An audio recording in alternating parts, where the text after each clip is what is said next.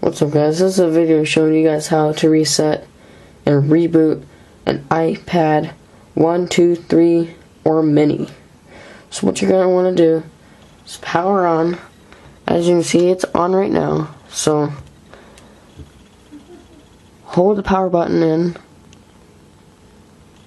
till it says that. Slide to continue. I wait a little bit for it to shut down. Then you're going to want to hold the home button and the power button at the same time. When that pops up, wait for it to go away. And come back. And then release.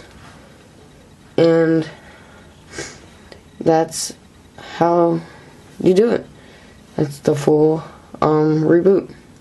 If you have any questions, comments, please leave it in the description below. Alright guys, later.